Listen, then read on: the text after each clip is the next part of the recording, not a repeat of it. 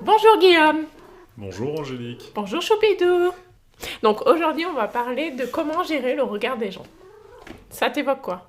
Ça m'évoque beaucoup de stress Ah bon, pourquoi? parce que on a tendance à accorder beaucoup d'importance au regard des gens. Et les gens sont pas forcément bienveillants.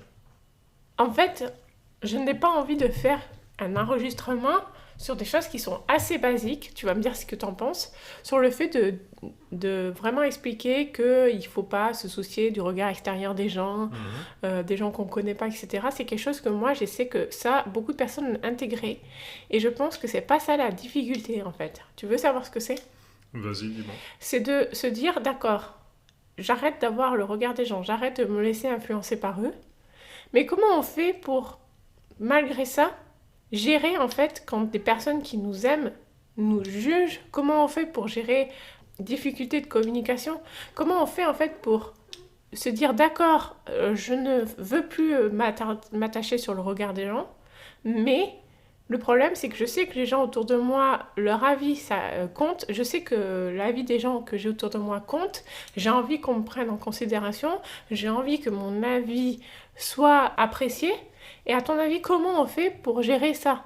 Parce que c'est vraiment quelque chose qui est très fréquent, on se dit d'accord, moi je fais ce que je veux de ma vie, etc. Et puis l'environnement, en fait, au final, est quand même important.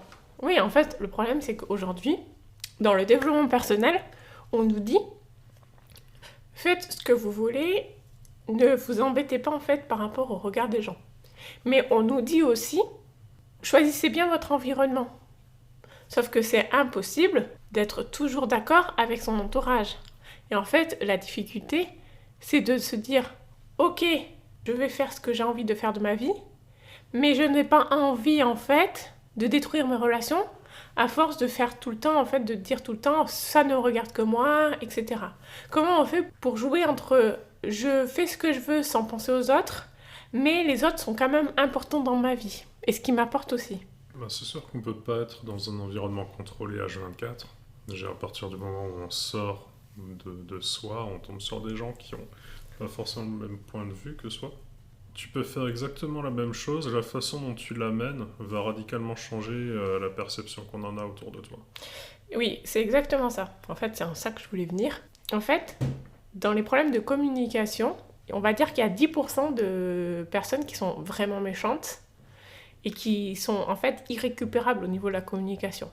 Quand on a mis en fait ces personnes-là de côté, il faut se dire qu'en fait toutes les personnes qui vont avoir un avis et qui vont nous juger, et c'est là que rentre en compte gérer le regard des autres, en fait répondent à un besoin, répondent à leur perception de la réalité. Et en fait, le problème, c'est que on a chacun une perception unique et on croit que c'est la bonne.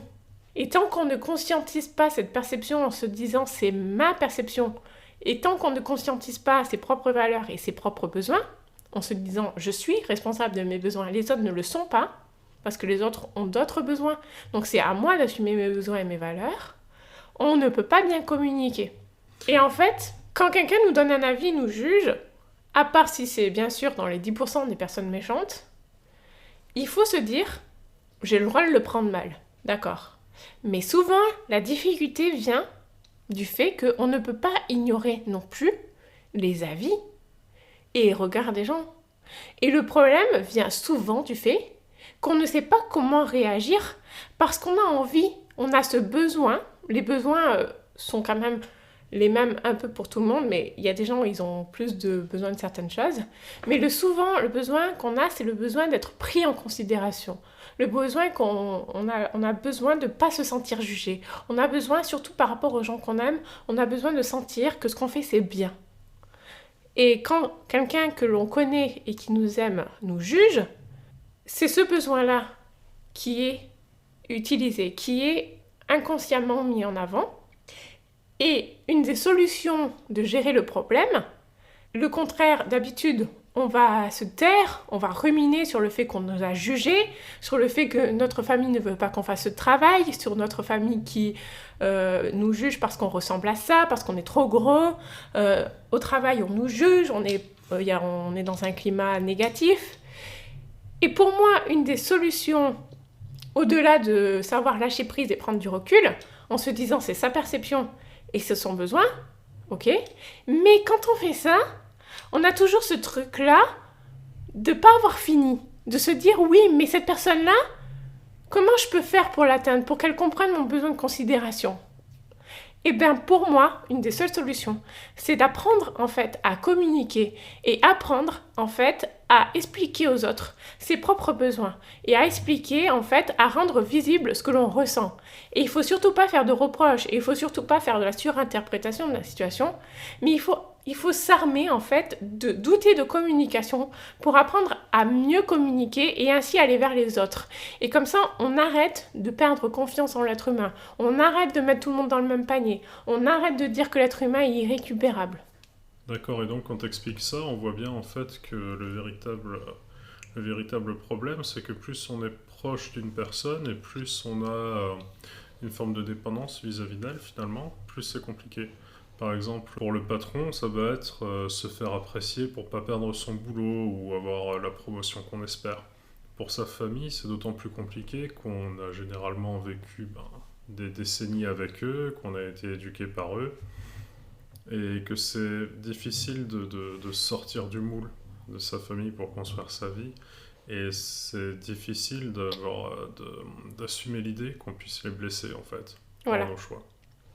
Du coup, c'est exactement ça. Et du coup, je pense que pour reprendre, en fait, il y a 2 points qui sont essentiels à comprendre. C'est le premier, c'est de se dire que les perceptions et les besoins sont différents. Chacun a sa propre perception de la réalité. Et deuxièmement, si on ne s'arrête qu'à ce premier point, on a l'impression qu'il manque quelque chose. Parce que si on s'arrête qu'à ce premier point, on se laisse faire littéralement. Et la nuance, en fait, c'est d'apprendre à se laisser faire sans se prendre la tête avec tous les membres de notre famille ou se prendre la tête avec toutes les personnes de notre travail. Et du coup, là, il faut accepter de trouver des outils pour communiquer. Et ça sera dans un autre épisode, bien sûr. Après, on a le choix de ne pas vouloir communiquer, on a le choix de se dire, les gens pensent ce qu'ils veulent, je m'en fous et je ne fais rien. Mais si vous ressentez en fait ce besoin de vous affirmer, que vous avez ce besoin de considération, je vous dis, une des seules solutions aujourd'hui, c'est de trouver des outils et d'apprendre à communiquer. Et ça sera dans un autre épisode. Ok, merci beaucoup pour tout ça, Angélique. J'ai pas trop parlé, mais tu avais beaucoup de choses à dire et à nous apprendre. À bientôt, les choubidous.